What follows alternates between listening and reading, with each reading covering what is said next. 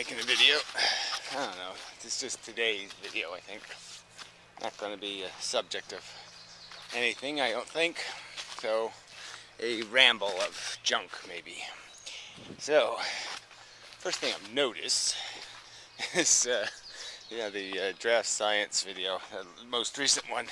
I mean, 1 thumbs up and 9 thumbs down for merely saying induction, applying to gravity. But no comments. I mean, no explanation of this negative impulse in people. Just a trashing. No balls behind it. Ow! People don't lose anything. I was thinking about that yesterday.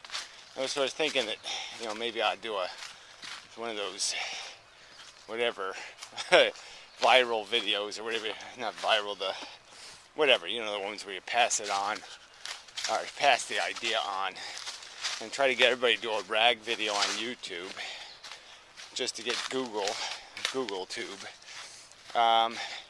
to have some better features, put videos back in subject categories, for example, and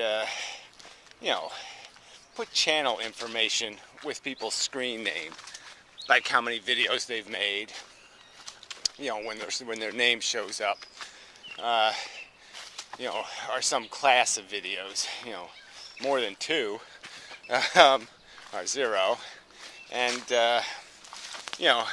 I mean, there should be ways we should know who dislikes videos. I mean, that just seems to me an obvious one, that nobody should be able to like or dislike stuff without being accountable for it. That's just too wrong a feature. And I guess especially, they shouldn't even count, like I said, channels that don't do anything else but rate videos. I mean, yeah, it shouldn't even count. But anyway, what else did I want to do? Yeah, but I just hate this whole idea of everybody doing secret shit. Yeah, it's just the hypocrisy and duplicity of it is it just invites lying. And why would you invite lying? Encourage it. Seems really dumb. So in other news, I was reading the other physics-related news actually. Still the $1,000 prize that exists for somebody with some sort of credentials who wants to do something like a rational critique. But I'm thinking I have to get this somewhere. Anyway, so I was reading the Lesage page, and it was kind of funny. Just because all kinds of assholes chimed in, like Immanuel Kant. And he doesn't like it because he was already glued to this whole attractive idea. That gravity, it's all the attractive forces. And he just didn't like this idea of push. It's just so, I mean, it fits so well with the whole philosophical argument. And there's a couple of the others, and they're, philosopher types. And they're all the phantasmagorical types who really hated this. But there was a lot of the math types and different ones who did like it, and then, they just couldn't make it work. It always had some hang, that was just too big a problem, and they couldn't get past it. And it's like most of the hangs, with quantum theory, the drag, which was a big one in the heat, are gone. And so all you're left with is these little things, these little irritants, like the speed of light issue. I'm still working with that one a bit, which makes it complicated. But, the speed of this force, in terms of transmission. But I mean, but it was just kind of funny how it's, even back then, this guy came up with this shit in 1690, and nobody paid any attention, and another guy, Lesage, I mean the original guy, DuPont or something, and then Lesage grabs it And yeah, he was kind of just I'm just going to repeat what somebody else already told me. I mean, it wasn't really honest at all. I mean, he just stole this stuff, basically. You know, and it's just funny. Dog. You know, that's named after the guy who really just stole it in 17 whatever. And so it's been sitting, you know, for hundreds of years. They all played with it. Even Darwin's father even commented on it.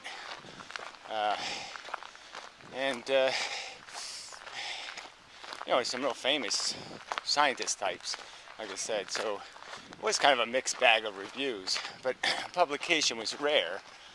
And that was, I guess that's why Lesage gets credited, is because he almost managed to get published. I mean, he got published directly, got published indirectly by somebody else who published Lesage. But anyway, just kind of funny. But it's just this whole, I mean, science really is it's been a closed business for a long time. You know, they really don't like challenges, you know, to the ivory tower physics. You know, and because, you know, this history just demonstrates that here they had the truth almost. I mean, you know, they had the kernel of it. Yeah, it didn't work because they had particles that were changing speed and particles that got bigger and smaller. And, you know, you can't make that work. So you're stuck with you know, they just didn't like it. You know, they didn't fight for it. I guess that's the right word to use. And I guess I'll give Lesage credit for that much, is that he saw it, you know, totally got that, oh, this has got to be the answer, and tried to make it work. So anyway, it was just interesting. And they do cite Feynman as being a debunker, but on the Wikipedia page, all they did was cite that stupid lecture he gave in whatever, where, you know, it's a cartoon debunking. You know, that shouldn't be, I mean, they shouldn't cite that. I mean, I guess he wrote it in his book also, but frankly, if that's all he said in his book about it, you know, problem is it doesn't work. Yeah, problem is you don't even try to think. So, anyway, really irritating. So, there are some other people messing with it, but they're messing in the wrong directions, trying to waverize it. That's just that's just plain dumb. A plain mistake. And you know, I saw one sort of half unification-y thing, but again, that was tying electromagnetism, and instead of you know, making electromagnetic Lesagian, they were making gravity electromagnetic, which, yeah, that ain't gonna work either. So, you know, no wins.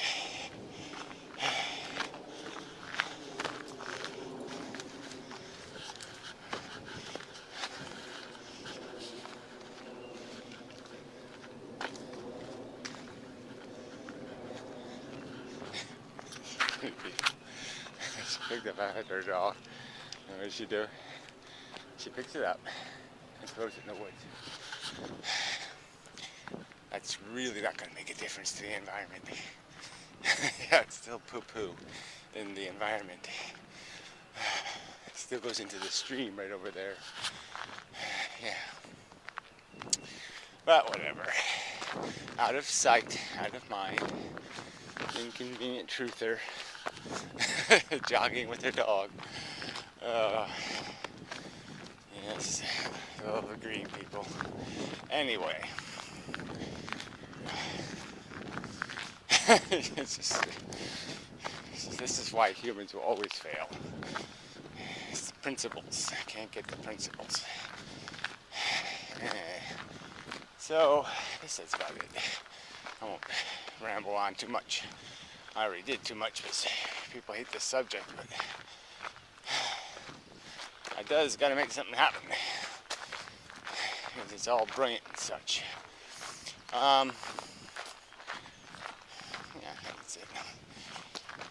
Everything else is same old, same old. My back is still suck if I'm not running. So I can barely manage the walking. So anyway, yeah, that's it. Until next time. And such. Forget-me-nots and such. Yeah, la la la la la. Some flowers about, but not too many yet. Anyway, still misering with my back here. Yeah. Hopefully tomorrow I'll be able to stand more upright. There's old Mellow, yellow cat. He's still pretty spooky. And he's a mess still. A fucking mess. Yeah, those Angora cats shouldn't really be left to the feralness. Too much fur. Gets them in too much trouble. So anyway. Yeah, so I could react to the distress of a cat by, just doing something stupid. Just negate it. To make it go away. Laugh at it. Make jokes. Yeah, I can laugh at stuff.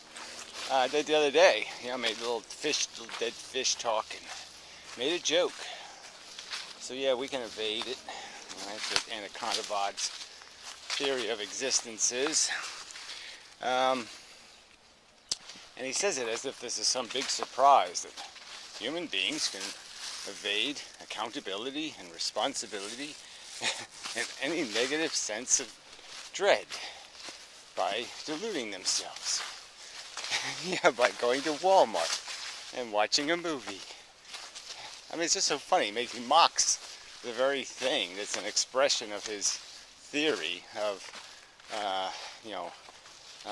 evade,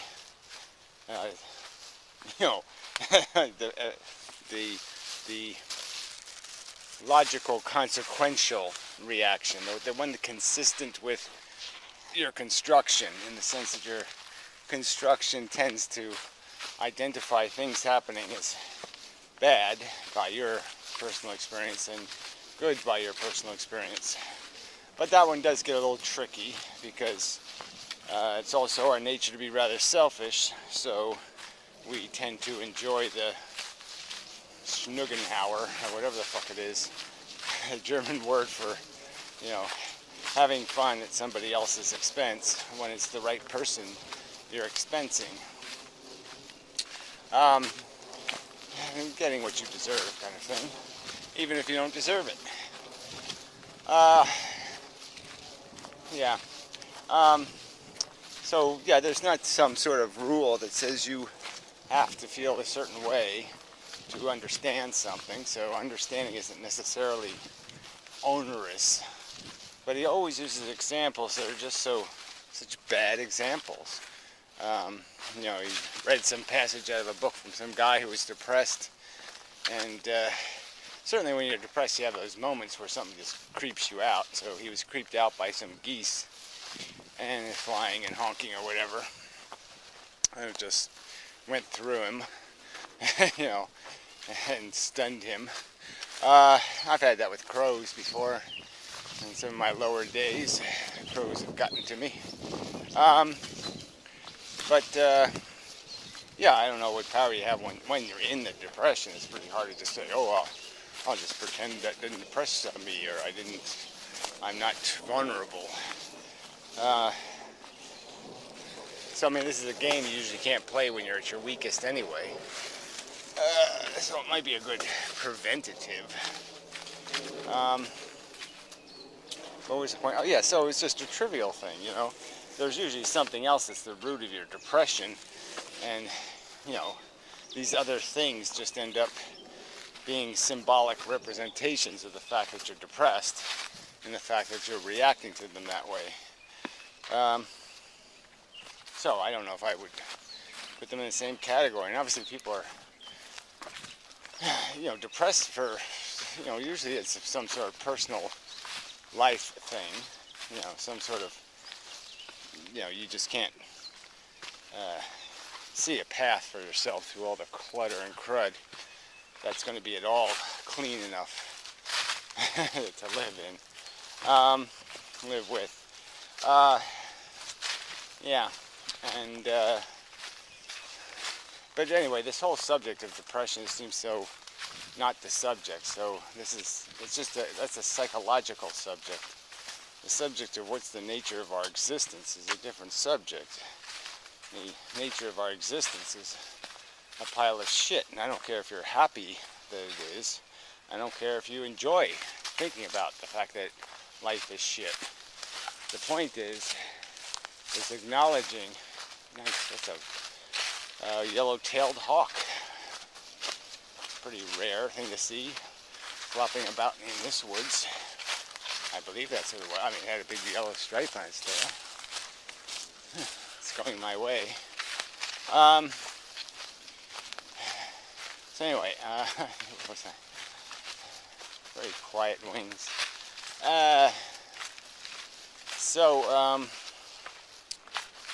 No flapping and such. Fluttery, fluttery. Like them quails and things. Very quiet.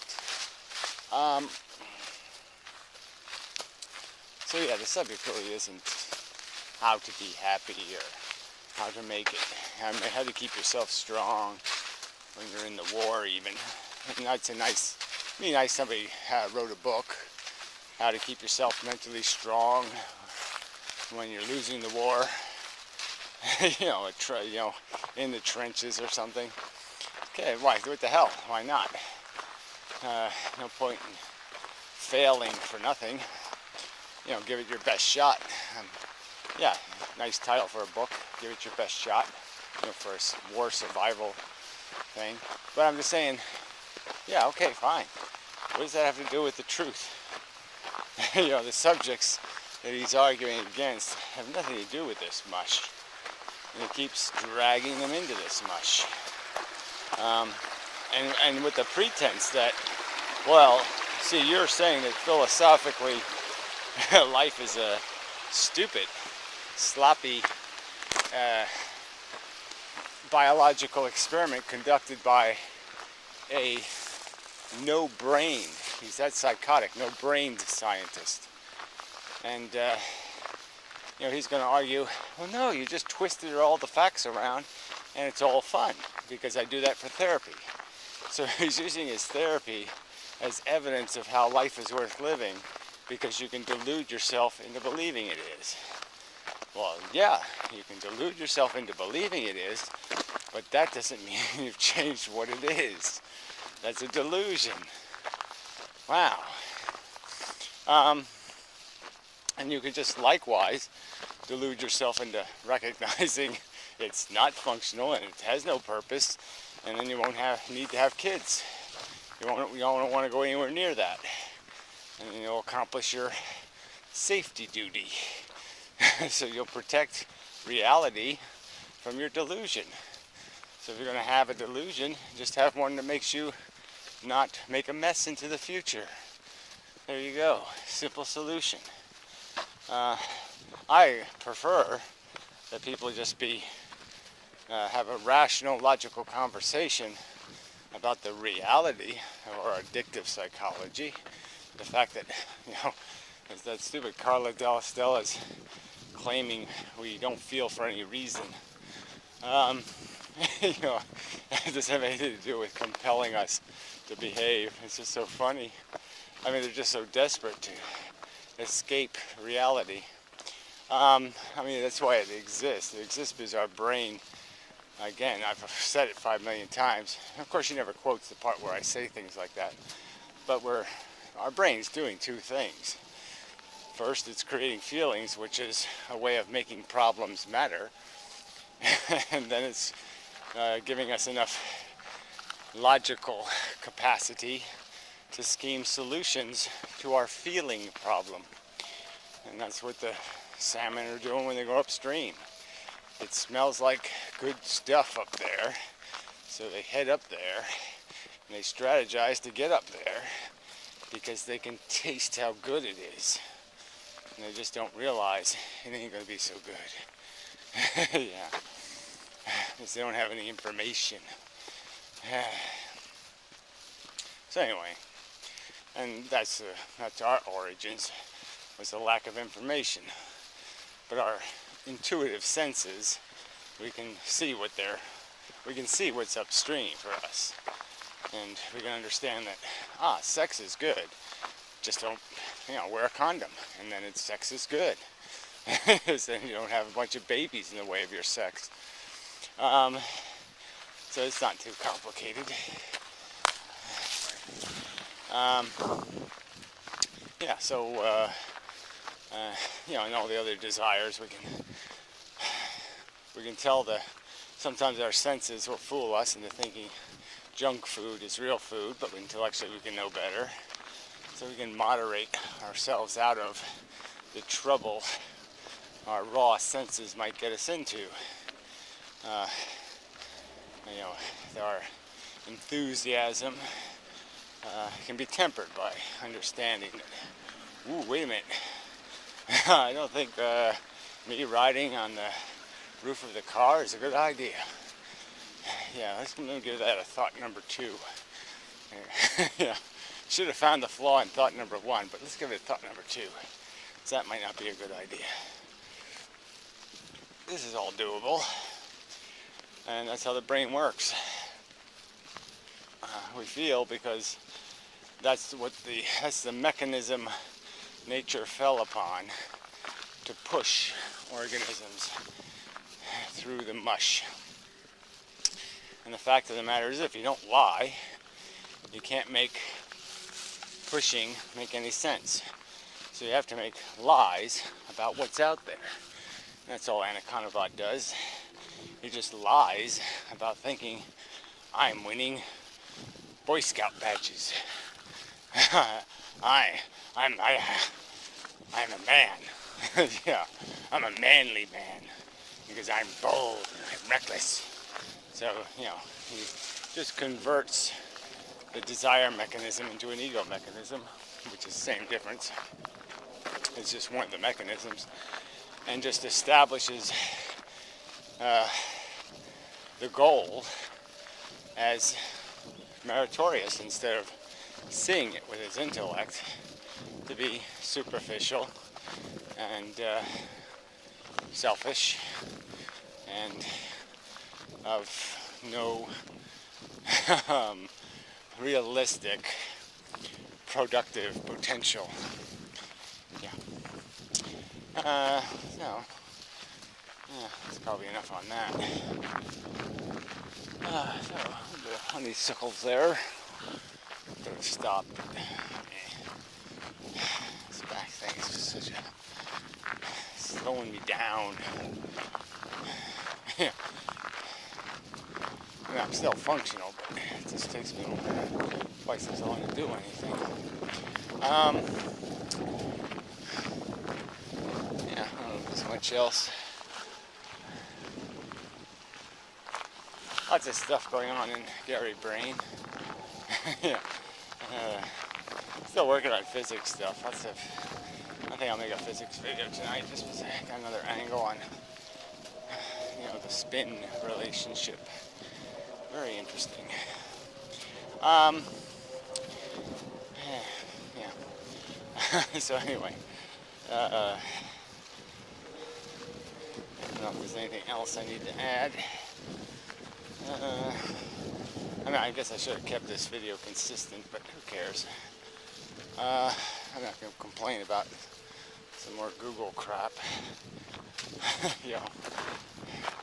I am working on this open source thing, and this browser video conferencing capacity and all that kind of shit. But it all seems to be tied through Google's APIs and all this shit. So you pretty much have to write your own. I really don't like the idea of open source software run by Google. It just has a real stink about it. I kind of wish Android would get separated from Google. I mean, it's just irritating to have these corporate fingers touching anything. They're all so fucking evil. I still can't believe Intel bought McAfee. It's such an evil company. And for a ton of money, which you're just like, how could you pay real money for a lying criminal software? I don't know. Somebody just paid $4 billion for AOL, right? That ain't worth 10 cents. Why? Oh, because they own some dopey company that serves ads. You know, just terrible how we're getting reamed by this advertising model. Just a horrid waste of money. Paying people to manufacture noise to persuade us to buy. Just horrible. You know, it's like a huge tax. The 50% tax on everything you buy. Advertising. It's so unproductive. I mean, the internet was supposed to fix all that. Nice straight lines between production and consumption. But instead we got more middlemen than ever. Just a tragically poor utilization of functionality. Thank you, human race, for doing it wrong again. Anyway. Very disappointing. People are dumb. So anyway, till next time. And such. So forth. And the whatnot. Yeah, I probably should just finish. Voyage across the lawn. See the magnificent pool. Yes. It's really quite fantastically beautiful. Dogwood tree. Not doing badly. The other one in the front died. I didn't kill it. Oh, beautiful, beautiful. Still kind of cold though. Keep my swims awful short. Anyway, until next time.